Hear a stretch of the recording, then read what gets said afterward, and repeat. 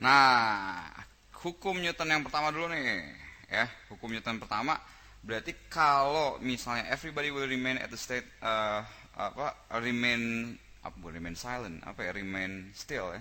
Remain silent or remain still or bergerak dalam apa kecepatan konstan kalau nggak ada gaya. Jadi kalau sigma F sama dengan 0, maka benda itu either diem, V-nya sama dengan 0, atau V-nya konstan.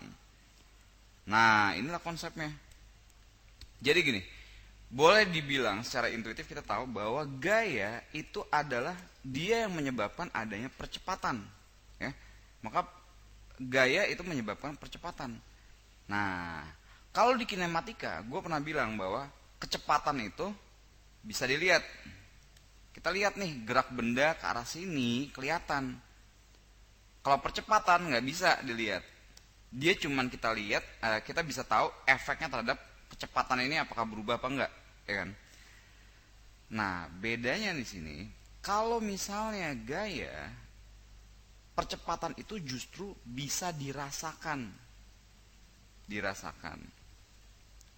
Kecepatan itu nggak bisa dirasakan, ngerti nggak? Lo bisa ngerasain nih, ya kalau misalnya mobil, coba ya, mobil lagi geraknya baik-baik saja diem, lo bisa tidur gitu kan, konstan. Kalau V-nya konstan, ya hampir boleh bilang nggak berasa deh kalau mobil itu gerak.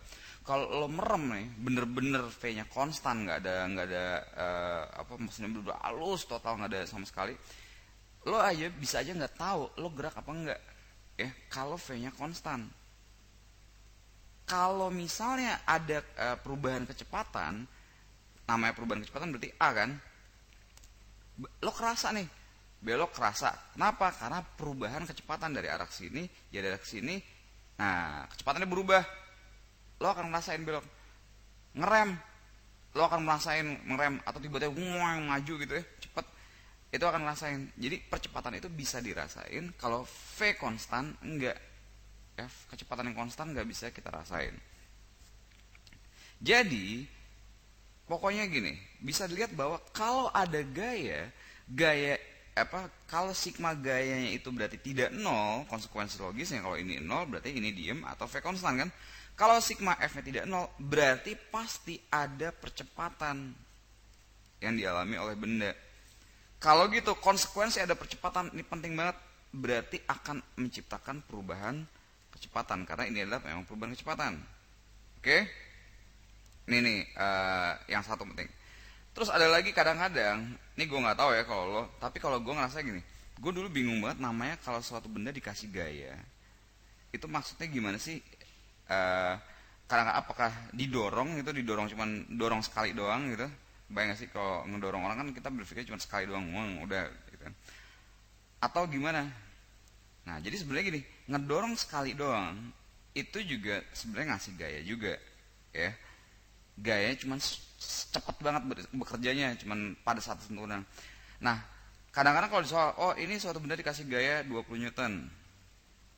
Nah, ini maknanya berarti si benda ini emang ditarik terus-terusan nih. Jadi lo dorong terus-terusan.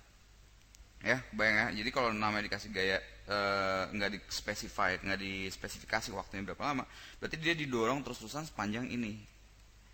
Konsekuensi dengan mendorong suatu benda dengan ini pasti ada percepatan, ya nggak? Berarti si bendanya detik pertama misalnya sini pindahnya segini, kalau didorong terus dia akan mengalami percepatan. Jadi bergeraknya makin lama makin cepat, misalnya gini, kira-kira gini, makin lama makin cepat. Nah, ya kan? Kenapa? Karena V-nya jadi naik. Ini makin tinggi lagi karena ada percepatan ya, menambah V-nya terus-terusan. Ini makin gila lagi V-nya. Berarti kalau gitu yang ngedorong pun atau yang narik pun, kalau mau didorong atau ditarik, juga harus bergerak dengan V yang paling tidak seimbang sama dia untuk bisa ngasih gaya yang segini. Ya. Nah, jadi kalau lo mau mikir ngasih gaya konstan terhadap suatu benda, ini kadang-kadang susah jadi percobaan ini. Kalau mau ngasih gaya konstan terhadap suatu benda, berarti lo harus lari sekenceng benda ini lari minimal. Dan plus ngedorong lebih gokil lagi.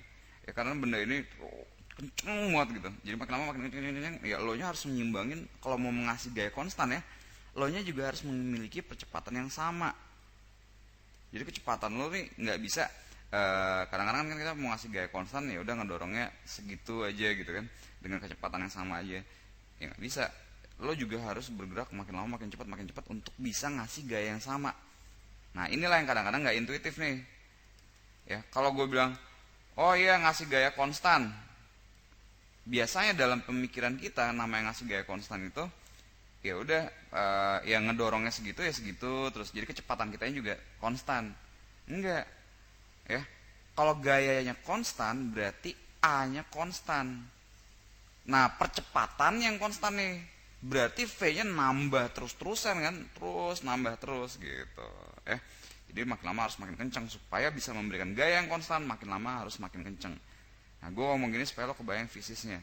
Kadang-kadang kata-kata gaya konstan tuh suka diartiin oh kita ngedorongnya dengan kecepatan yang konstan gitu. Salah, makin lama harus makin cepat ya sebenarnya.